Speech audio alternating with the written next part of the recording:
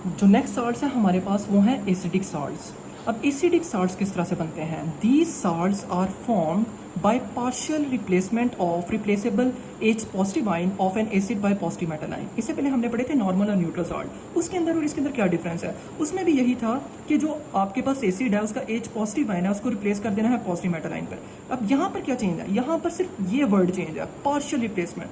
हमने इससे पहले जो नॉर्मल न्यूट्रल साल्ट पढ़े थे उसके अंदर कंप्लीट रिप्लेसमेंट हो रही थी एसिड की H पॉजिटिव आयन की पॉजिटिव मेटल आयन के साथ, लेकिन यहाँ पर क्या हो रहा है? यहाँ पर एसिड की H पॉजिटिव आयन की पॉजिटिव मेटल के साथ पार्शियल रिप्लेसमेंट हो रही है। पार्शियल कहते हैं थोड़ा सा, ठीक है, यानी हाफ रिप्लेसमेंट हो रही है H positive ion of acid की पॉजिटिव मेटल आयन के साथ। तो हमारे पास नीचे एग्जांपल्स लिखी हुई हैं। हमारे पास नीचे सल्फ्यूरिक एसिड और पोटेशियम हाइड्रोक्साइड।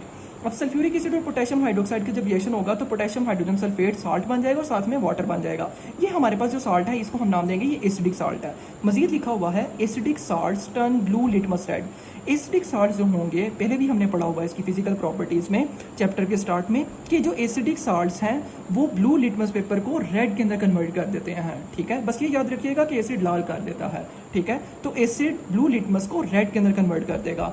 इसी तरह acidic salts react with basis. जब एसिडिक साल्ट्स, ये जो एसिडिक साल्ट था इसको जब हम बेस के साथ रिएक्ट करवाएंगे यानी पोटेशियम हाइड्रोक्साइड बेस के साथ रिएक्ट करवाएंगे तो हमारे पास अगेन कौन से साल्ट्स बन जाएंगे? नॉर्मल और न्यूट्रल साल्ट्स बन जाएंगे।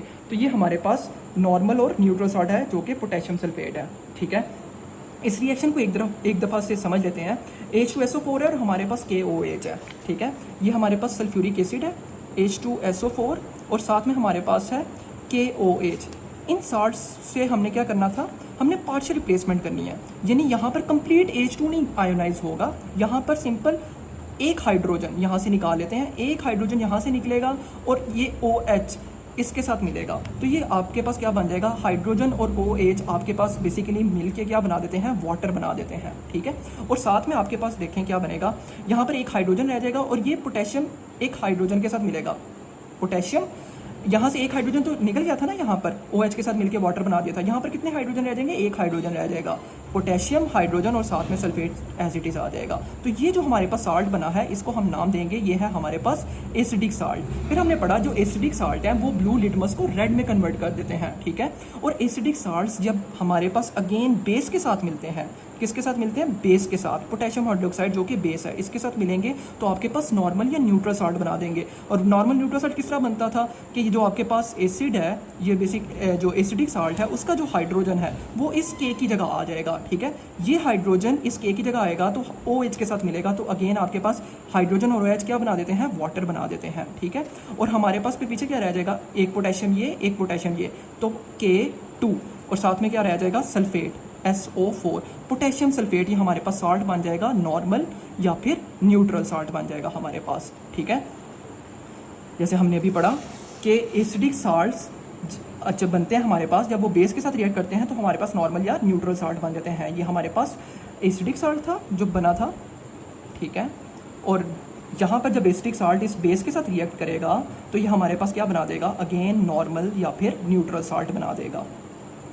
होप्सो आपको समझ में आ जाएगा ये रिएक्शन। आगे है फॉस्फोरिक एसिड। फॉस्फोरिक एसिड का जब रिएक्शन होगा सोडियम हाइड्रोक्साइड के साथ, ठीक है, तो सोडियम हाइड्रोजन फॉस्फेट बन जाएगा और साथ में वाटर बन जाएगा। इस रिएक्शन को एक दफ़ा स्टडी कर लेते हैं। ये हमारे पास है फॉस्फोरिक एसिड H3PO4 और ये रिएक्शन कर रहा है किसके साथ? सोडियम हाइड्रोक्साइड के साथ। सोडियम हाइड्रोक्साइड के साथ ये रिएक्शन कर रहा है, ठीक है। तो यहाँ पर क्या होगा? पार्शियल रिप्लेसमेंट होनी है, ठीक है। पार्शियल रिप्लेसमेंट में क्या होगा? एक हाइड्रोजन यहाँ से निकलेगा, 3 हाइड्रोजन है ना इस फॉस्फोरिक एसिड में, तो एक हाइड्रोजन निकलेगा और इस OH के साथ मिलेगा और क्या बना देगा? हमारे पास हाइड्रोजन और OH मिलके क्या बना देते हैं? वाटर बना देते हैं, H2O बन जाएगा, ठीक है। और फिर पीछे हमारे पास कितने हाइड्रोजन रह जाएंगे? 2 हाइड्रोजन रह जाएंगे। एक तो चला गया था ना, OH के साथ मिलके वाटर बना दिया था, और पीछे कितने हाइड्रोजन रह जाएंगे? 2 हाइड्रोजन रह जाएंगे, ठीक है। तो ये सोडियम इन 2 हाइड्रोजन के साथ मिलेगा NaH2 और साथ में बेटा फॉस्फेट एज इट इज़ आ जाएगा। ये हमारे पास जो साल्ट तैयार होगा इसको हम नाम देंगे, ये है हमारे पास एसिडिक साल्ट, ठीक है। अब ये जो एसिडिक साल्ट है ये अगेन बेस के साथ रिएक्ट करेगा और हमारे पास कौन सा साल्ट बना देगा? नॉर्मल या फिर न्यूट्रल साल्ट। ये हमारे पास है सोडियम हाइड्रोजन फॉस्फेट जो कि हमारे पास एसिडिक साल्ट है। मोल्स ऑफ सोडियम हाइड्रोक्साइड ले रहे हैं, 2 मोल्स ऑफ सोडियम हाइड्रोक्साइड इसके साथ अगेन रिएक्ट करेगा और ये क्या बना देगा? देखें, सोडियम और यहाँ पर 2 मोल्स ऑफ सोडियम और यहाँ पर 1 मोल ऑफ सोडियम है, तो टोटल मिला के आपके पास कितने हो जाएंगे Na3, और साथ में क्या हो जाएगा PO4 फॉस्फेट निकल जाएगा, ठीक है। और यहाँ पर देखें आपके पास कितने हाइड्रोजन है, यहाँ पर रिएक्टेंट्स में 2 हाइड्रोजन इसके पास है, ठीक है, हाइड्रोजन, और यहाँ पर हाइड्रोजन बेसिकली कितने हैं देखें, 2 सोडियम थे, 2 ही ऑक्सीजन है और 2 हाइड्रोजन है, तो कुल मिला के यहाँ पर भी कितने हैं, 2 हाइड्रोजन है, ठीक है, और कितने ऑक्सीजन है, 2 ऑक्सीजन है यहाँ पर। तो कुल मिला के रिएक्टेंट्स में कितने हाइड्रोजन है, 4 हाइड्रोजन है, तो 4 हाइड्रोजन को हमने यहाँ पर बैलेंस करके किस तरह से लिखेंगे, 2H2, ठीक है, 2 2s आर 4 हाइड्रोजन हो जाएंगे, और कितने ऑक्सीजन थे, 2 ऑक्सीजन थे। तो देखें यहाँ पर मैं ऑक्सीजन लिखूंगा तो ये शुरू में 2 इस ऑक्सीजन को बैलेंस कर देगा और ऑक्सीजन आपके पास 2 हो जाएंगे। तो इस तरीके से आपने रिएक्शंस को बैलेंस करना है।